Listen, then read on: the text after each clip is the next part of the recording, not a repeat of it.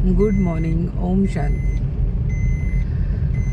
અત્યારે દરેક આત્મા, દરેક સોલ જે પોતપોતાની જર્ની ઉપર છે, બધાને કંઈ ને કંઈ અચીવ કરવું છે. હું બધાને એક વસ્તુ કહેવા માગું છું કે અગર જિંદગીની અંદર તમારે ખુશ રહેવું હોય, ખુશ, તો તમે મટીરિયલ વસ્તુ કે પછી કોઈ વ્યક્તિથી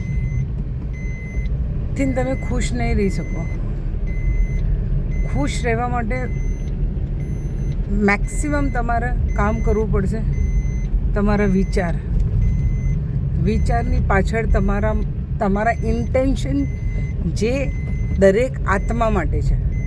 તમારો જે દુશ્મન છે ને, જેને તમારું એક્સ્ટ્રીમ લેવલ ઉપર ખરાબ કર્યું હોય, એના માટે પણ તમારા વિચાર, ઇન્ટેન્શન, બોલ બધું એકદમ ક્લીન હોવું જોઈએ, પ્યોર હોવું જોઈએ. એમાં કોઈ જ તમને એમ છે કે ભગવાન તમે જે કરો છો એ જોવે છે, એ ભૂલી જજો. ભગવાન એ જોવે છે કે તમે દરેક વ્યક્તિ દિવસમાં તમારી સામે જે વ્યક્તિ આવે એના માટે તમે ઇન્ટેન્શનલી શું વિચારો છો. ભગવાનની નજર એની ઉપર છે.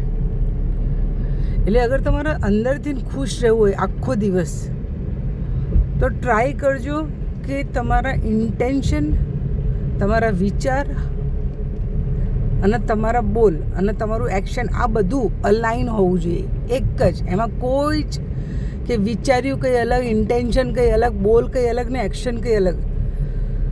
જો આ બધી મગજમારીમાં પડ્યા તો પ્રોબ્લેમ જ પ્રોબ્લેમ છે.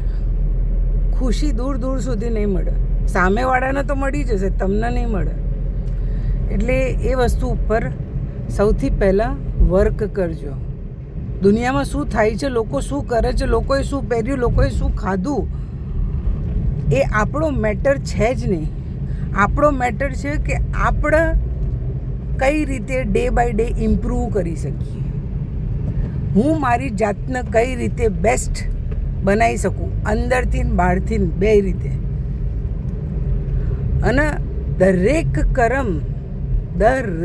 કર્મ જે આખા દિવસમાં તમે કરો છો, મેક શ્યોર કે તમારા સબકોન્શિયસ માઇન્ડની અંદર તમારો જે ઈષ્ટ, તમારા જે ભગવાન, જેને પણ તમે માનતા હોય, કૃષ્ણ ભગવાન, શંકર ભગવાન, માતાજી, જે તમને નેચરલી યાદ આવતા હોય ને, એને એક સ્થાન આપી દો તમારા સબકોન્શિયસ માઇન્ડની અંદર અને તમારા દિલની અંદર. તમારા દિલની અંદર જે દિવસે એ વિરાજમાન થઈ ગયા અને તમે એને પ્રેમ કરતા થઈ ગયા, તો કોઈ પણ વસ્તુ હાસિલ કરવી ઇમ્પોસિબલ છે નહીં. ઓમ શાંતિ. Have a blessed day. ભગવાન તમને ખૂબ સુખી કરે, તમારું સ્વાસ્થ્ય એકદમ બેસ્ટ હોય અને તમારા લાઈફની અંદર તમને જે અચીવ કરવું છે, જેના માટે તમે ભાગદોડ કરી રહ્યા છો, એ પણ તમને મળે. એવા મારા આશીર્વાદ છે. Thank you so much.